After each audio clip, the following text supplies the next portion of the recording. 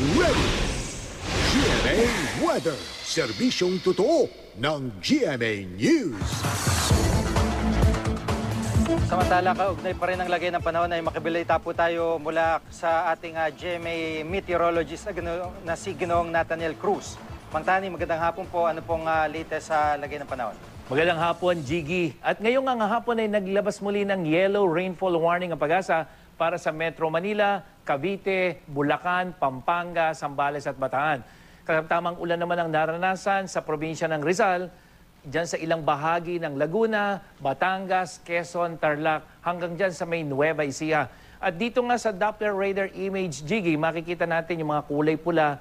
Yan yung mga malalakas sa pagulan, yung kulay blue, may hinang pagulan. At dahil sa habagat, galing yan ng West Philippine Sea, ay patuloy na lumalapit dito sa may Southern Tagalog, katulad ng Metro Manila, dyan sa Calabarzon, at sa Bataan, Zambales provinces. Ang mga pagulang ito ay dulot pa rin ng hanging habagat na patuloy na hinahatak ng Bagyong Jose kahit ito ay kumikilos papunta ng norte.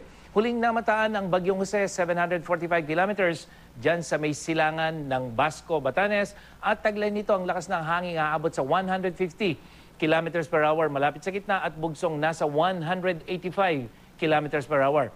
Bahagya itong bumili sa kilos na 15 kilometers per hour habang kumikilos pahilaga, hilagang silangan. Sa forecast track ay hindi na ito inaasahan na magla-landfall pa o tatama sa kalupaan at tinatayang lalabas ng Philippine Area of Responsibility sa Huwebes. Pero apektado pa rin ng Typhoon Jose ang hanging habagat o southwest monsoon, kaya yung pong mga pagulan ay asahan pa rin sa malaking bahagi ng Luzon, lalong-lalo na dyan sa may Ilocos Region, sa mga probinsya ng Zambales, Bataan, dito sa Metro Manila at ilang bahagi ng Southern Tagalog. Pero dito sa Visayas at Mindanao, dahil hindi na masyadong apektado ng habagat, asahan na lamang yung mga mahihinang pagulan. At dahil pa rin sa malakas na habagat, posibleng umabot sa hanggang 5 metro ang taas ng alon dyan sa western, northern at eastern seaboard ng Luzon. Kaya delikado pa po sa maliliit na sakyang pandagat ang pumalaot dyan sa mga nabanggit nating baybayin. At yan ang latest mula sa GMA Weather. Ako po si Nathaniel Cruz, magplano para sigurado. I am ready, serbisyong totoo ng GMA News. At Mang Tani, meron lang po ako ilang mga katanungan. Yung pong pag-alis po ng Bagyong Jose habang papaalis siya, ihina po ba kahit konti yung mga pag-ulan na nararanasan o ganun pa rin po katulad ng mga naranasan natin sa nung ilang mga araw? Jiggy, sa pagkilos nitong bagyo, pahilaga, bahagyang hihina yung ulan pero hindi sa lahat ng lugar.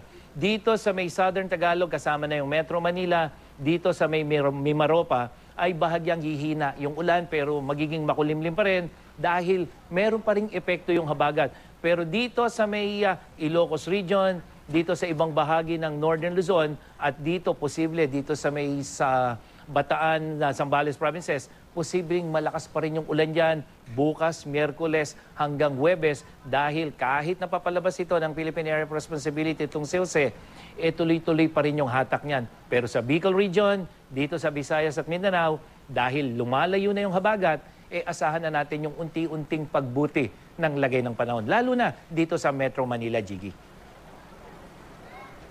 Apo, Mang Tani, yung klase ng ulan na nararanasan natin talagang parang pag minsan nakakatakot, sobrang lakas, zero visibility na sa mga kalsada.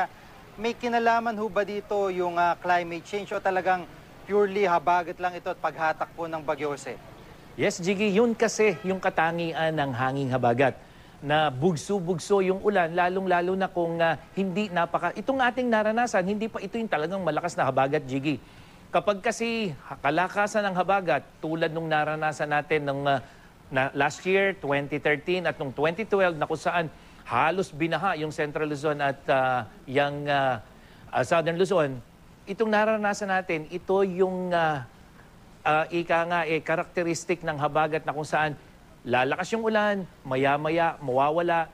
Ito na naman, biglang lalakas na akala mo'y may bagyo, akala mo'y napakalakas na hangin, pero yun ay habagat. At depende on dito sa tagal o bagal ng bagyo na umahatak dyan. Kaya po, talagang dapat talaga, Jiggy, pagka habagat, hindi kinakailangang malapit yung bagyo, dapat I am ready tayo. Dahil ito yung mga Nakikita natin, ito yung mga pag-ulan na bigla-biglaan pero matagalan ang posibleng magdulot ng flash flood at landslide.